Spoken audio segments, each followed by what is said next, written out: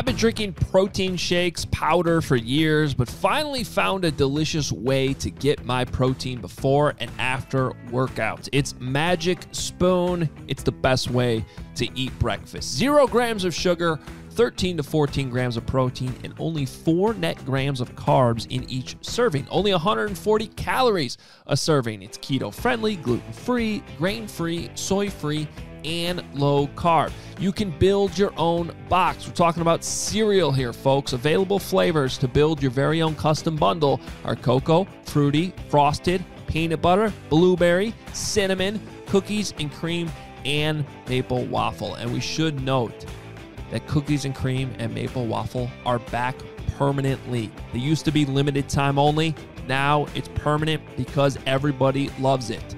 Go to magicspoon.com/Adam to grab a custom bundle of cereal and try it today. And be sure to use our promo code ADAM at checkout to save $5 off your order. And Magic Spoon is so confident in their product, it's backed with a 100% happiness guarantee. So if you don't like it for any reason, they'll refund your money, no questions asked. Remember, get your next delicious bowl of guilt-free cereal at magicspoon.com/Adam. Use the code ADAM to save $5 off. Thank you, Magic Spoon, for sponsoring this episode. What's up? Welcome in. We are on to week 3, on to Cleveland, the 1-1 Chicago Bears. Hoge Jahns with you with your midweek episode and some fun things planned today as well. What's up, Johnsy? What's going on? It's officially the start of the Justin Field era? No, not yet. No, feels like it. It feels sure like it, right? Like I whispered that a little bit because we're not quite there, but that's why it's a fun week, Adam. Some things to get to. Kind of a weird moment at House Hall yesterday. The Andy Dalton injury. We have your voicemails coming up. We have a fun interview with a special loyal listener of our podcast who was involved in the game on Sunday. That's a fun story. And Kevin Fishbane, the Fishman, all on the podcast today. So it's a fun one. We'll jump right in. Follow us on Twitter at Adam Hoge, at Adam Jahns. You can read us at NBCSportsChicago.com. At least you can read me there. We got our 10 Bears things up. We'll have a film review up later today. Couple things sprinkled in as well. NBCSportsChicago.com. And then, of course, Johnsy and the Fishman on The Athletic. TheAthletic.com/Hoge Jahns is where you go to subscribe. Please do support the podcast, support those guys' work. It's great stuff, and you get content from pretty much any sport, any team you want to read about. It's all there for you. It's not just Bears stuff. So really, there's no excuse not to be subscribed to The Athletic at this point. Our YouTube channel, go find it. It's Hoge Jahns on YouTube. You should be subscribed. This is a good one to watch if you want to. And we'll get to some of that later and why it's a good one to watch. But there's something you're probably going to want to see if you're on the YouTube channel. And hit that notification button as well to get the notifications from us when we go live, which we're still planning on doing. We're working through all that kind of stuff here in 2021. What else? We got T-shirts, obviousshirts.com. You should find those. All right, let's dive right in.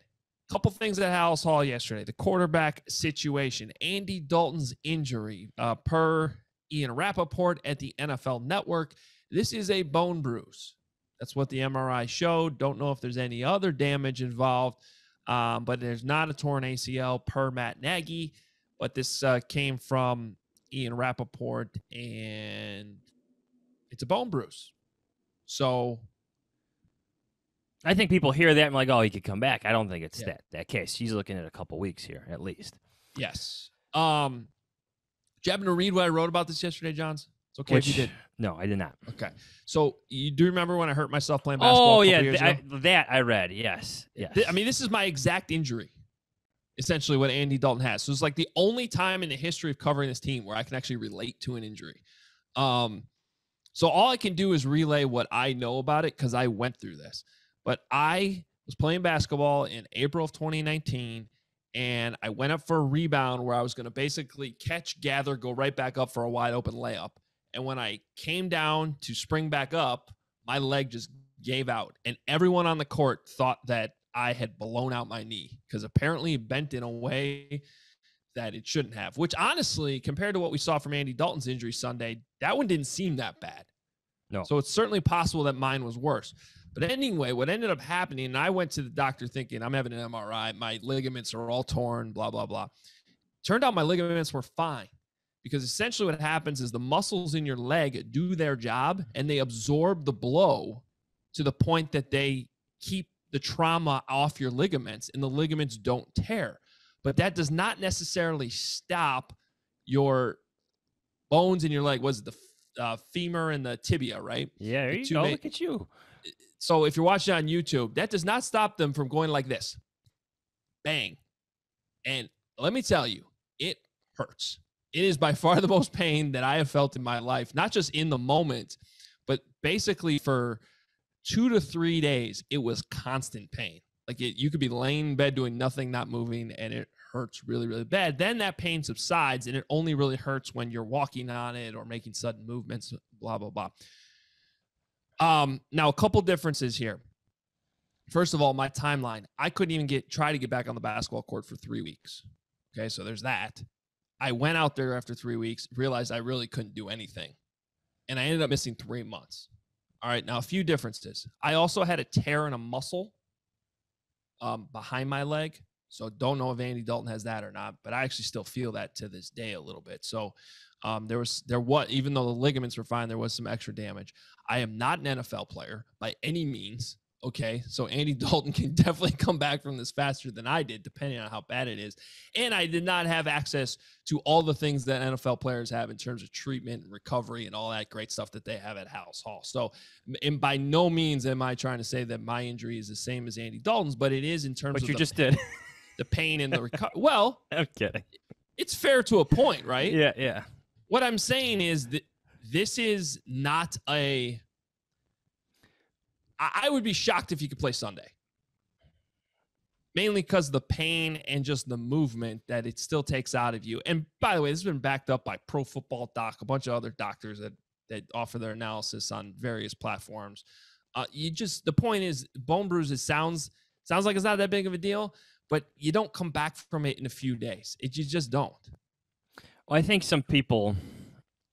Like, he could have played in an emergency. At least that's how the Bears put it. But he still wasn't healthy enough to play the way he wanted. You saw him limping on the sideline. You saw him testing it out. And then it wasn't enough. It was too painful. He couldn't get his movements right.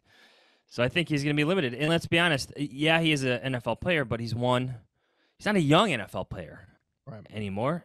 He needs to have some mobility left. He's not the same player that was drafted by the Bengals 10 or 11 years ago. It's just a different point of his career. So we'll see how he recovers.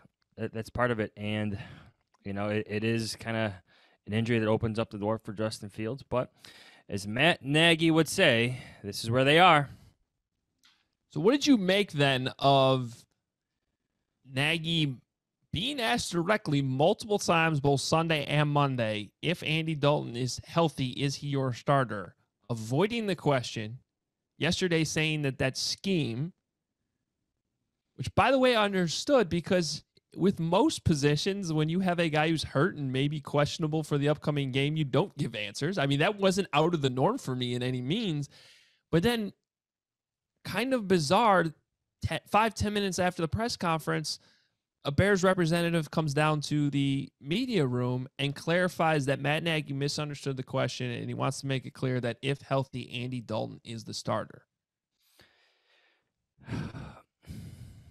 I don't get the outrage that's out there over this. I really don't, because this is coach gamemanship in the NFL. Is it not? Is that just not part of what's going on here? Absolutely. Matt Nagy understood the question.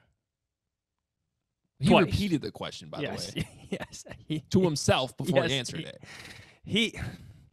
I think what you have going on here is that the door has been clearly open for Justin Fields to be the Bears starting quarterback. Like once we said this on our podcast after the game, once you go down this road of him playing with the starters, you just can't take the ball away from your future. You just got to keep going with it, right? What's the point in stopping the process at that point if Andy Dalton's not practicing? But at the same time, they like Andy Dalton. He's a nice guy. They've been consistent in their praise for Andy Dalton. It is what it is. I don't get the outrage. I get maybe some of the confusion, but look, the ball is in Justin Fields' hand right now. Like, he is the Bears starting quarterback, unless Andy Dalton is surprisingly okay to play. But this is Fields' offense right now, right? Like, that's how I feel. Well, I don't. I think any outrage over it is just that people don't want to hear Andy Dalton and starter in the same sentence anymore. So I think that's pretty much all it is. For me, I was more just confused. And like, I think that even in the room, there was some of that from us. Like, how do we handle this? This is a little weird. But here's what my guess is after kind of thinking about this for a while. It's the only logical thing I can come up with. That because I thought the confusion factor, the gamesmanship, was already out there with the way that Nagy answered it in the press conference. And like I just said, I didn't think it was that big of a deal. Like, yeah, leave the Browns wondering they got to prepare for both. Like, that was already established before he came back and said Dalton's the starter. So only reason I can think of that maybe did that was if Fields struggles, because I think they know Fields is playing this week. If for some reason he struggles to the point where it looks like he shouldn't be out there, Dalton gets healthy, now you can say, well, Dalton was always a starter, and we're just going back to our plan. And it makes the blow. It doesn't look then like you Fields could be got outraged, benched. everybody, if that happens, okay? Because he's supposed to struggle. Getting through those struggles is part of this, is it not? To a point, yeah. I mean, you don't want him looking like Zach Wilson, though, against the Patriots and throwing 4 interceptions. That's a different level of struggle. Fine. That's fine. Well, that's on the coaching there, right? Like, look at that game. Who's the quarterback on the other side? Mac Jones. Like, yep. Patriots had a better plan. I will say this. I put this in my 5 takeaways column. I do believe the Bears are better built to handle Justin Fields' struggles as opposed to what the Jaguars are and definitely what the Jets are. They're just a better team. But I don't know. Like, he's supposed to look at Joe Burrow. I mean, he struggled in his week 2 game against the Bears. Like, eventually you got to work these things out with the younger quarterbacks, right? You got to let them play. You got to let them play through it sometimes. How much do you think it was just the optics for Andy Dalton? I mean, that's what I was saying. Yeah, it's a little bit of that. Protecting Andy, but to me, it almost makes it worse then. If you're saying now he is a starter, if he gets healthy, and then he's not starting because he lost his job because Fields come out. Yeah, but we know how this works. You know what to say, you know? Yeah. I don't know. Messages change. Plans change. Circumstances change. I just think it would be say Justin Fields starts 3 games, and like that 3rd game is a tough one, right? And Andy Dalton now is finally healthy in that 4th week. Like, you gotta give the kid a chance to rebound from his struggles. Do you not? Like, isn't that part of the learning curve here? The learning moments that they keep bringing up? Yeah. Well, I think one way to think about the question is if Dalton was able to play this week, who do you think that they would be starting? I don't know. Can I say something too? Like, I think we're all a bit guilty of overrating what Andy Dalton did against the Bengals too. Well, in what way? I mean, you could say it was a good drive. It was. I'm not saying he deserves. How many times have we seen Mitch Trubisky score in the first drive there where he looks sharp and, all the stuff is scripted out? Yeah, I'm We've been down this road before. Like, there's certain limitations here. I mean, by the end of it, like, Andy Dalton was scrambling.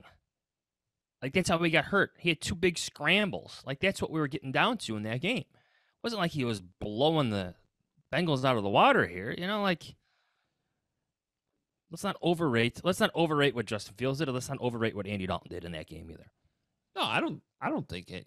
Yeah, I'm old enough. What's the? I think so. Like, okay. I'm old enough to remember, when the scripted success of Mitch Trubisky was a notable storyline. Well, and that's the thing. I almost want to see the scripted. I want to see what's scripted for Justin Fields this week in Cleveland. Yes, a full game plan. And I'm looking through the game book on something here. I think some of that is understandable with Justin being, and Nagy even said that yesterday. Like, there's a difference between getting thrown in the middle of the game and having to adjust on the fly, and then getting a whole week of practice to. And let's not forget, so the Bears on that scoring drive, they have 3rd and 12 from the Bengals 48. Andy Dalton, incomplete deep pass left to Marquise Goodwin. Eli Apple, former first-round bust of the Giants, right? Because that's the Leonard Floyd story. Yes. Defensive pass interference, 32-yard penalty. Yeah. That kept their first drive alive. And sometimes you can give the quarterback credit for throwing a ball there that was a good pass that helped create the PI. That ball landed. No. Let me finish. That ball landed out of bounds. Yeah. So let's not overrate what Andy Dalton did in week 1. And again, he was good, but like, I'm throwing my game sheets around now. All right. Sorry. I don't know what you're so flustered about. I was just asking questions. Justin Fields is going to play this week. I know. So I know. It is a tough test for him getting thrown in. Maybe I'm just crabby this morning. Yeah, I guess so. I'll drink my coffee. Jesus. Crabby Johns. All right. Well, let's take the crabbiness out of the podcast. We should have some fun voicemails from Sunday from our loyal listeners and callers that call in. Someone tweeted at me in the middle of the game, do you guys get significantly less calls when the Bears win versus when they lose and everything sucks? And I think the answer is probably yes. Either way, we get plenty, so we thank you for that. But yeah, there's probably more that trickle in when people are angry and want to call.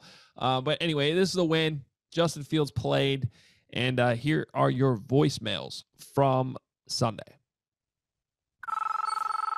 Hello? Do you know who this is? Oh, you didn't know? Your ass better call somebody! The Hoge Jahns voicemail. The Hoge Jahns voicemail line. Believe it or not, George isn't at home. Please leave a message at the beep. Got any questions or comments about the Bears? Give the guys a call before, after, or even during the game. Go Bears! Hey, Hoge Jahns at Bib. Kenneth Geronimo, it's Bob Dabrowski's calling in here from Soldiers Field. We're home. We're back. We're back ready to roll, baby. I just saw the Bears score a touchdown on the opening drive just like I knew they would, just like everybody in the city knew that this offense would come out on fire, throwing darts, throwing BBs, doing a little stupid reverse thing with Damian Williams that didn't do anything but lose 5 yards, but they scored a touchdown just like we knew they would. Now we got to take care of Joey Gould back there, and guess what? He's going to meet Mr. Hicks and a Mr. Mack, and this is going to be a Bears dub. And Andy Dalton's really taking advantage of his last start, and I love it. Let's go Bears. Bear down. Holy crap, Robert Quinn did something. Hey, fellas, I just need to know, where do I go sign up for this nickel position? I'm tired of looking at Shelley and his boy Christian playing this position. Where do I go sign up? This is freaking ridiculous.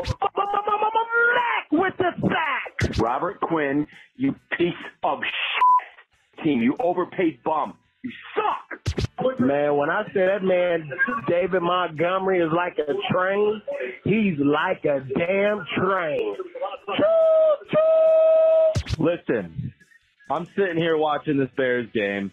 Anybody else realize that the energy changed from when Justin Fields hops in this game, huh? So the whole team just looks and hits different. Eddie Jackson game, baby. F***ing go. Roquan motherfucking Smith. Let's go!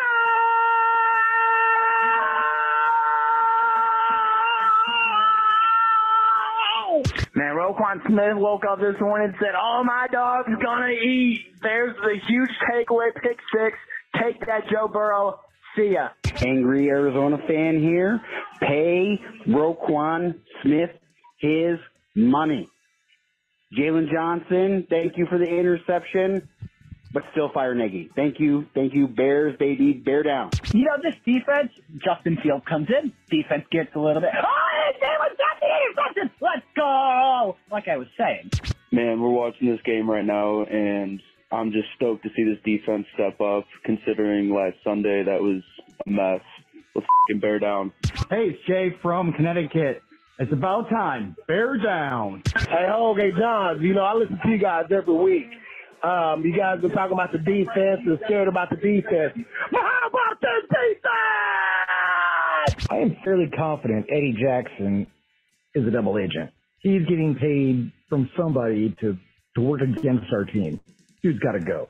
Well, Justin Fields is everything we thought he was. Now we just need to get some receivers that can catch the ball. Guys, I got to be completely honest. Can we please fire Matt Nagy? I am sick and tired of this ball calling just the wrong plays at all the wrong times. You have a rookie quarterback with less than 4 minutes in the fourth effing quarter. And you have David Montgomery in the backfield. So what do? You should give it to your running back, kill the clock, and put the ball away. Why do you give it to Justin Fields to throw a interception? Can we please fire Nagy? He's going to ruin Justin Fields. How dare Matt Nagy think he knows what he's doing, spending all this time talking about how Fields is not ready when we, the fans, and everyone in Chicago and all the national media know he is clearly wrong. And then Fields got in and looked like he was completely unprepared. Maybe we should just chill ourselves a little bit and let this develop at a natural pace and not act like we all are football experts, because clearly nobody knows anything about what's going on. But we got the win, so bear down. The Bears defense is back. Roquan Smith is the most underrated player in the league. Period. End of story. Never mind the fact that Andy Dalton's hair looks so much better when he's on the sideline without his helmet on. That orange just accents the uniform too good. Bear down. Defense wins championships, baby. The Bears are back. Justin Fields will get better, but, it's fine. Bear down. Hey, Bears fans. B-Man here. There's no question who's starting week 3. Justin Fields, baby. Bear down! There you go. Well done. Awesome job. We appreciate the calls, as always. And we have one more call, because there was another one of our loyal listeners who actually got involved in the game Sunday, and we need to bring him into the podcast right now. All right, well, we got a special guest with us this week. He's a loyal listener of the podcast, so we had to get him on. His name is Courtney Fong. He is the guy that got the ball from Roquan Smith on the pick 6 on Sunday at Soldier Field. If you're watching on the broadcast, Courtney, I saw you. They had a good shot of you catching the football or celebrating with the football after he gave it to you. Nice seats in the first row, by the way. Yeah, great. It was a special experience. It was a friend of mine, and he just got married, so I wanted to do something special for him. So we got those front row seats. Very cool. Well, for those of our listeners or viewers watching on YouTube, I know you got the ball there. Can you hold it up and show it to us? Obviously, those listening on the podcast can't see it, but there it is. If you're watching on YouTube, the football that Roquan get. Now, I know you're trying to get it back to him, so we'll get to that in a second. But first of all, take us through the play. You see Roquan Smith running at you, and all of a sudden he just flips you the ball, right? Yeah, I mean, being on the end zone there, you can see everything coming right at you, right? So, he makes the pick and he's coming down the sideline, and you just know it's coming. He barrels down a couple Bengals, maybe even Joe Burrow at the end there, and crosses the goal line, and it's done. He's got all the energy. We lock eyes, and he sees me, and he, like you said, in the exchange, the excitement of the moment, he tossed it to me. And, I was down there reaching over, and it's not like I didn't want the ball. So it was really cool when he gave it to me. And, they went off to celebrate, and just some euphoria there of just receiving it that way. I was going to say, what's the celebration like in the stands? Because that doesn't happen often. Like, sometimes guys kick the ball into the stands. They got to give it back and whatnot. We saw that at SoFi Stadium. But here you are handed a souvenir by the actual player who scores the touchdown. What was the euphoria and the celebration like amongst fans right there with you? Well, I mean, it was kind of a slow start to the game. So one, we're all super excited that they actually scored again, and by our defense, which, we haven't seen in some time. So that was really neat. And then, a lot of high fives, people wanting to touch the ball. And it was really neat experience to share with all of us again, because, we haven't had fans together in so long. So that was just another cool thing. So in the post-game press conference, we talked to Roquan Smith, and he he kind of mentions, yeah, I kind of regret throwing the ball up in the stand, just sort of did it in the moment. But he said he wasn't going to try to get it back from you.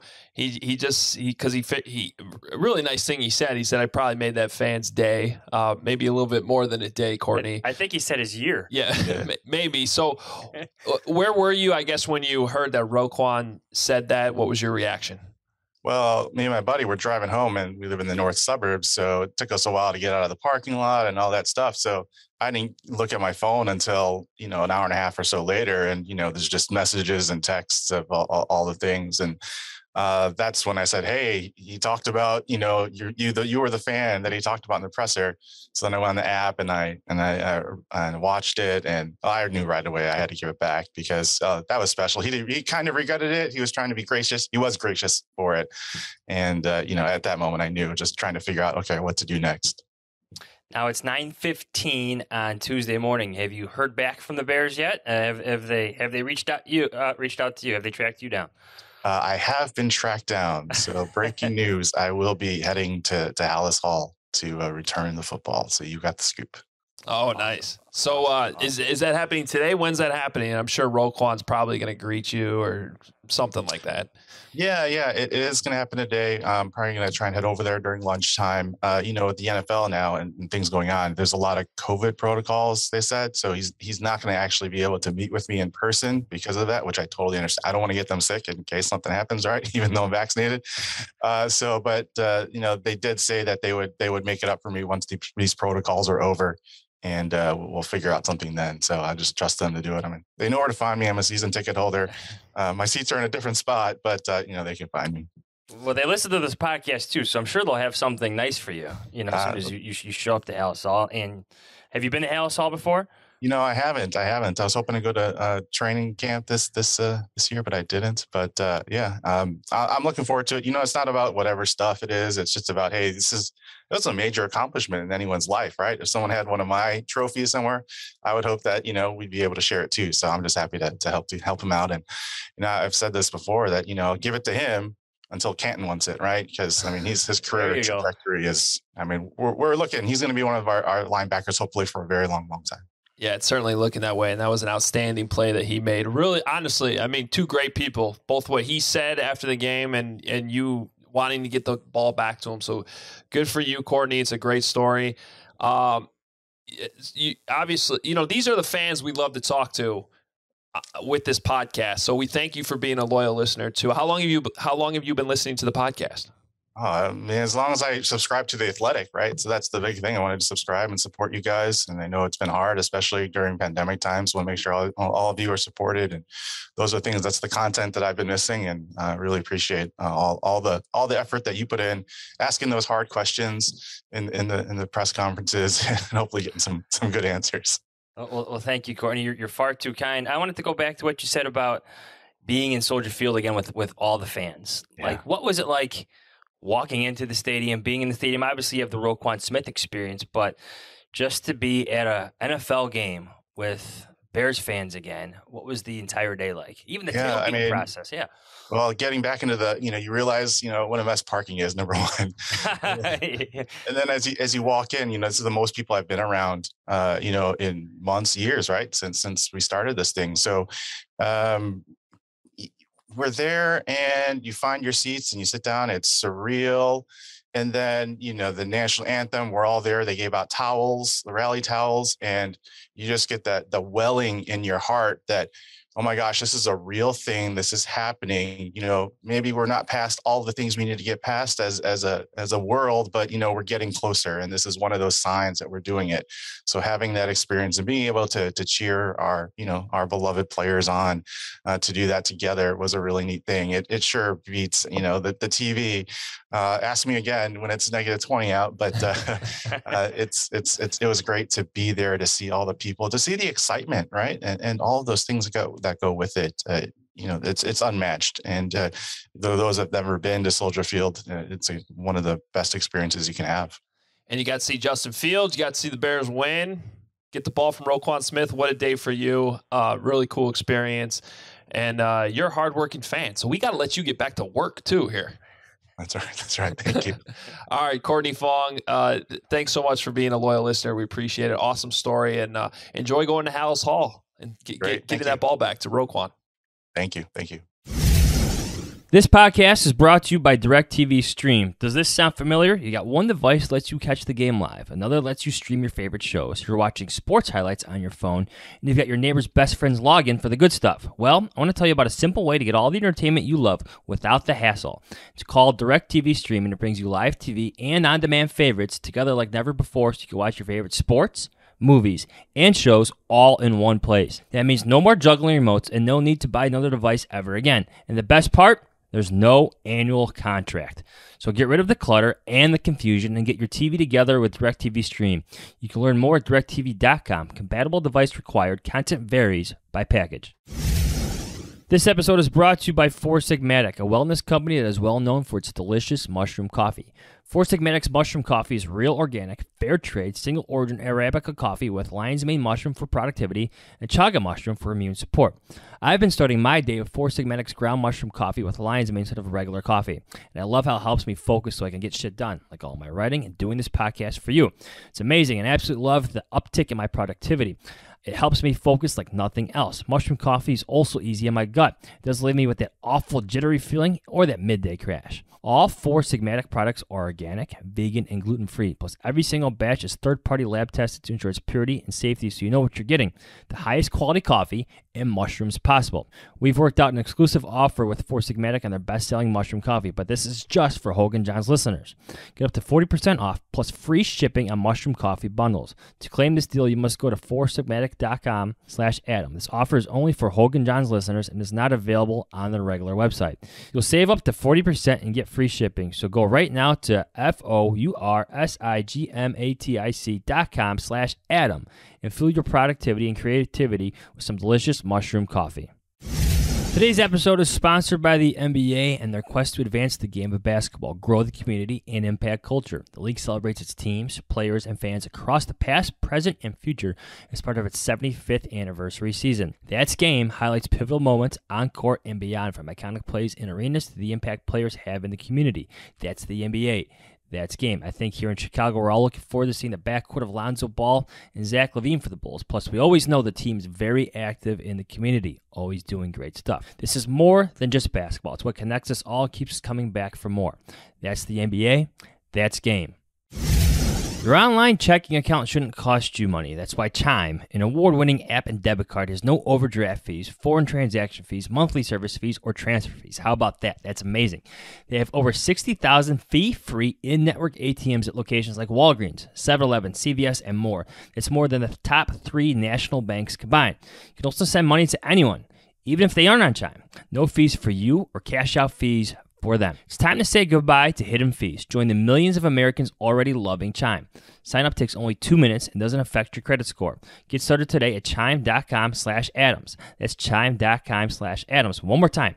That's chime.com/Adams. Banking services provided by and debit card issued by the Bancorp Bank or Stride Bank North America, members FDIC. Out-of-network ATM withdrawal fees apply, except at MoneyPass ATM in a 7-Eleven location, at any Allpoint or Visa Alliance ATM. Other fees, such as third-party and cash deposit fees, may apply. Adam, I just want to say it's like really, really cool that he's given the ball back, because he doesn't have to do that. By no means does he have to do that, but I think you have a very loyal Bears fan respecting the player who made the play. Like, he cheers for Roquan Smith. So as you make Roquan Smith be happy. I don't think fans have a lot of opportunities to do that sometimes. So I think it's an extremely cool gesture by Courtney. Yeah, well done. I mean, both sides. The fact that Roquan was fine letting the fan keep the ball. These players, they can keep tons of footballs. I think Gronk was on Monday Night Football last night talking about this when Peyton Manning was like, what would you do after that touchdown? He's like, I got touchdowns. I don't need that ball. But a pick six, first touchdown that he scored since high school for Roquan Smith is a little bit different. Well, Gronk's got like how many touchdowns? Like, yeah, I know. Yeah. So it's a little bit different. Players, yeah. And I think that, clearly Courtney is, he's fine with it. And the Bears are going to take care of him. So it's cool that he's going to be at Hallis Hall today as well. And just a good way to tie that story together with Courtney Fong. All right, well, we need to get Kevin Fishbane in the conversation as well here as we continue on and talk about this quarterback stuff, talk about this defense stuff, and also start previewing the Cleveland Browns. All right, Kevin Fishbane at KFishbane on Twitter. We were talking about the quarterback stuff earlier. It seems a little silly. It seems like Justin Fields is going to be starting this week anyway. But did you have any thoughts on how that all unfolded Monday at Hallis Hall? Dude, clarification Monday at Hallis Hall. Yeah. I mean, I told Johnsy yesterday. I didn't make too much of the whole hubbub. You know, Matt didn't want to tell us who was starting Sunday. He knows. I get it. I mean, it's like a lot of this gamesmanship stuff to me is silly. I kind of get it with quarterback. Mm-hmm. You know, let's put it this way. I understand him wanting to be a little not wanting to talk about it with quarterback way more than when they won't tell us who's starting at the nickel corner position. So I think, you know what? I listen, there's a lot of respect in that building for Andy Dalton. And I think it's possible. And in the most literal sense, he really wanted to wait until the MRI came back before he said anything. So possible, but it's Justin Fields. Look at me being the one. I'm giving the Bears too much credit. You are. What's going on with me this morning? Oof. But I don't know. It's I think people are just excited to see the Justin Fields era officially begin. How different do you think they'll look just if he gets a full week of actually practicing with the starters? Because, guys, he has never had this. Like, he's never gotten more than sporadic reps. We're talking about like 1 rep a day sometimes with Allen Robinson. Like, this is going to be significantly different for him this week. How different do you think he looks on Sunday if this happens? I hope for everybody's sake he looks a lot different than he did in the second half. And that the offense looks different than it did in the second half. Like, I feel like we're going to learn more about Matt Nagy on Sunday than anything. And what's this offense look like? When Fields came in for that first play in the first quarter, you know, it was a play action rolled out through, you know, this is a fine throw to Marquise Goodwin. Guy made a nice play for Cincinnati, probably was pass interference. And then I think there was one other time they got Fields moving, and that was it the rest of the game.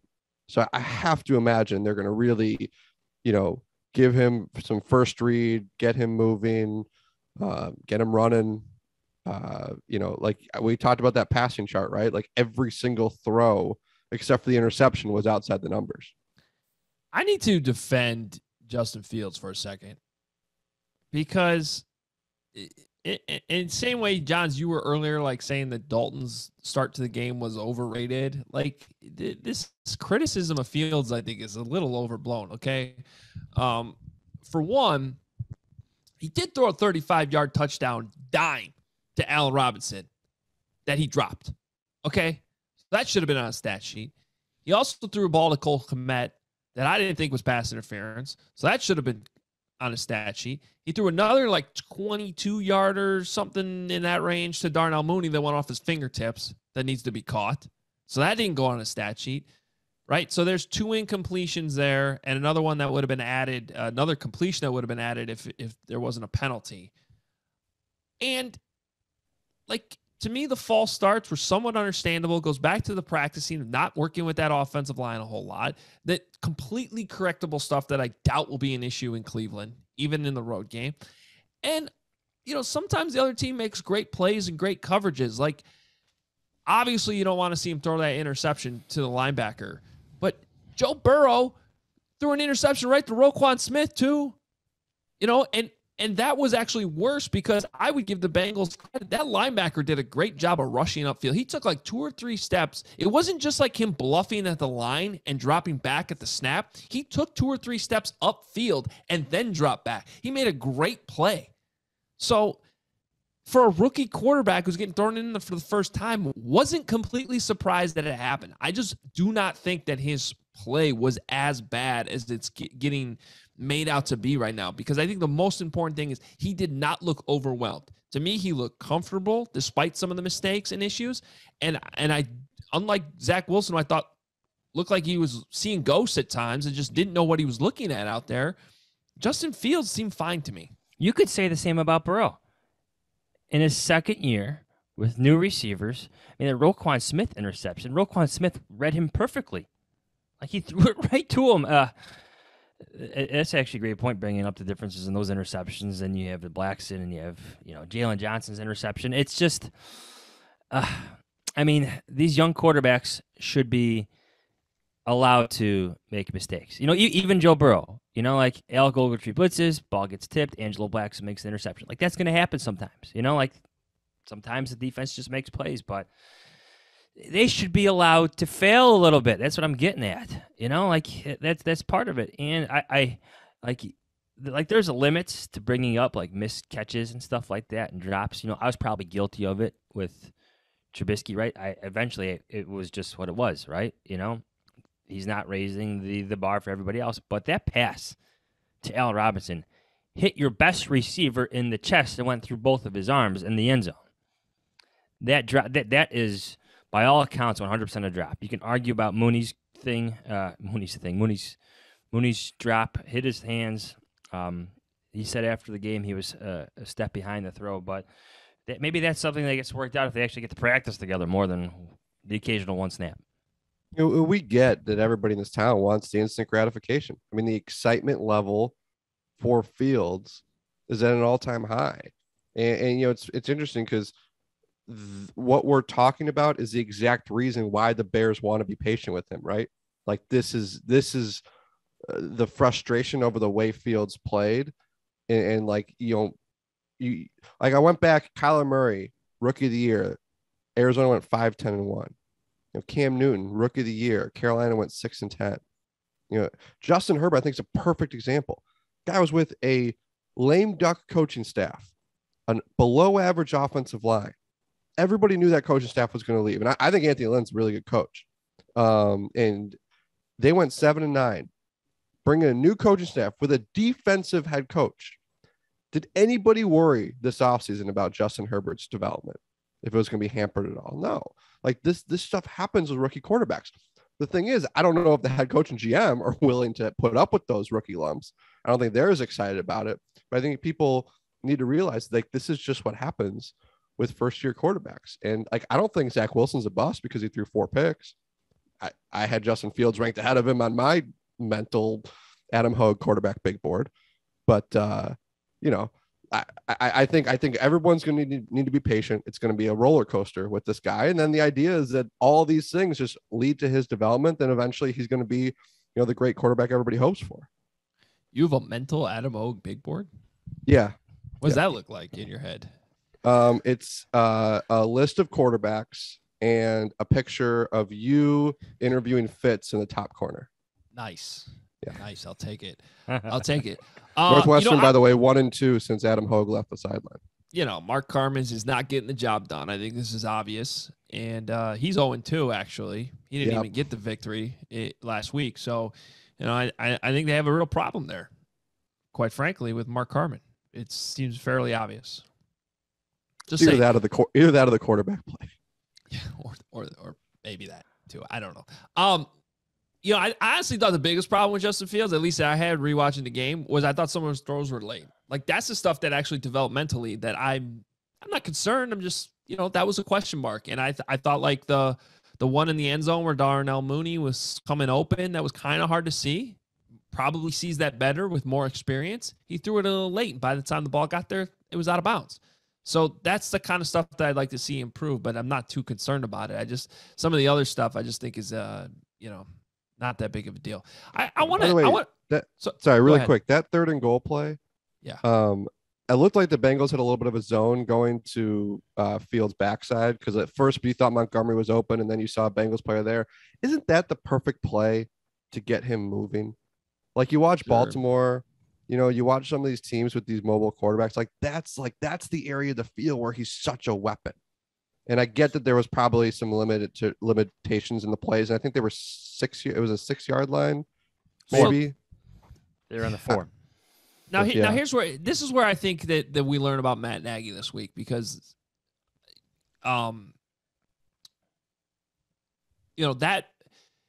that game was Andy Dalton's game. Yeah. In terms of like what's on the play sheet, what's available to call. Now, I'm assuming they had a decent-sized red zone package for Fields that you could have gone to in that moment, but maybe they had used all that. I don't know because we don't know how many plays that was, and he ended up playing most of the game.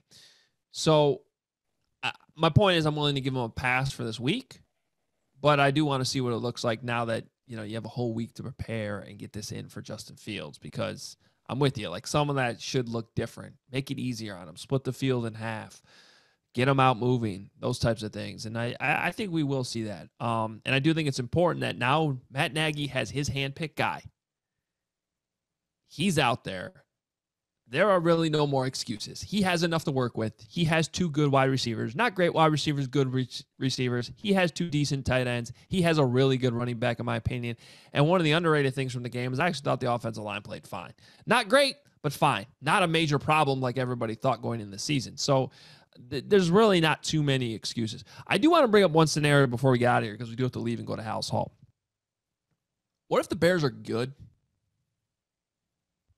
I believe this is a scenario we haven't explored yet. Yeah. I thought about this morning, as I sometimes think in the shower. I don't know if you guys get good thinking time done in the shower. But it occurred to me that there's really only 2 things that have to happen for this team to maybe be good. I'm not saying great, but good. Like, definitely a playoff team again.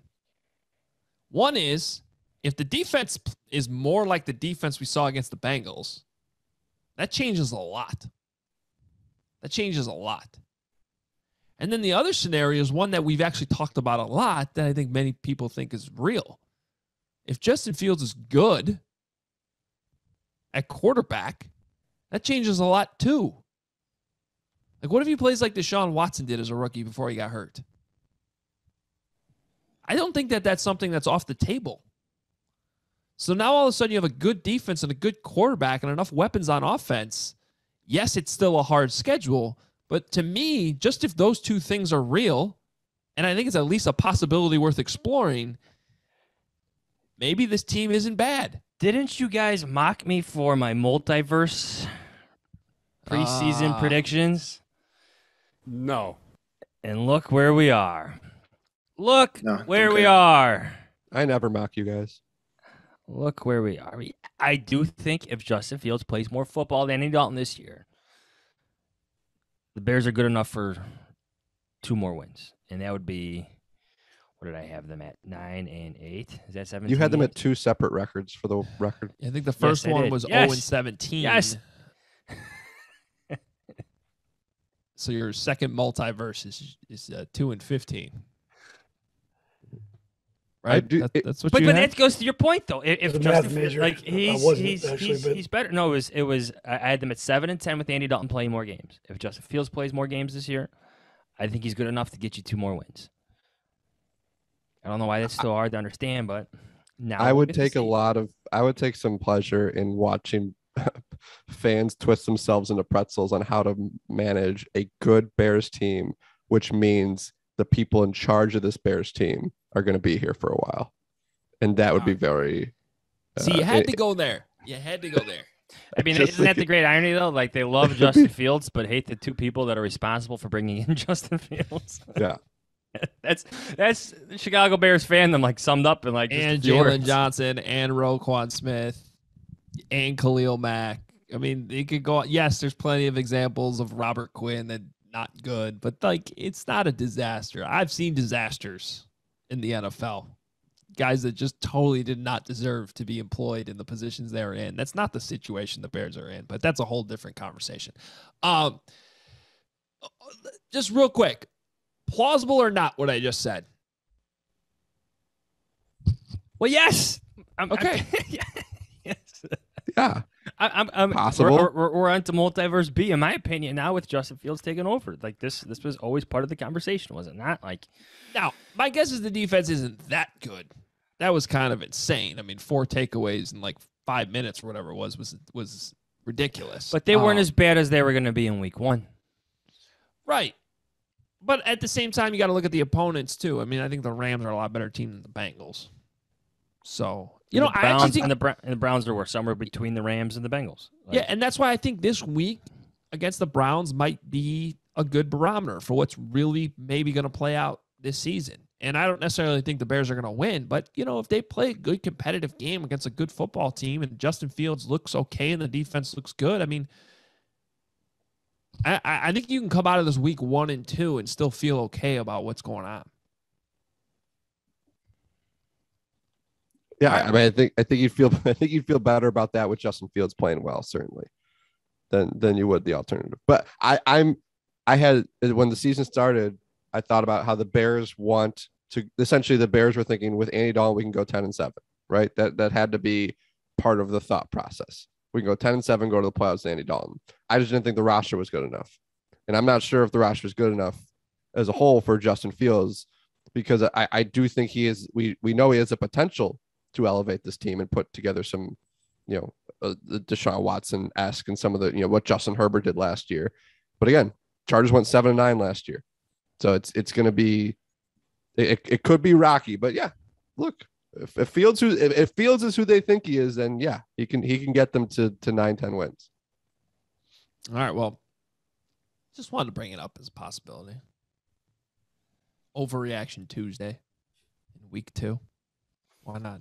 Certainly probably overreacted in week 1 a little bit. That tends to happen. All right, well, we're out of here. We got to get to House Hall, go talk to some players on this Tuesday, and we'll be back on Thursday to preview that game against the Cleveland Browns and maybe have an update on the quarterback situation, which I think we all know what's going on this week. That's okay. But should be fun. I think it's a good game. I think it's a sneaky good game on the NFL calendar this week, and it should be a good barometer for the Bears and what they might actually be. Follow us on Twitter, at Adam Hoge, at Adam Jahns, at K Fishbane. He's the Fishman, Kevin Fishbane. You can read him and Johnsy on The Athletic, theathletic.com/Hoge and Jahns. You can read me at NBCSportsChicago.com. Check out the YouTube. Check out Obvious Shirts. Get the merchandise. We appreciate you guys. We will talk to you on Thursday. See ya.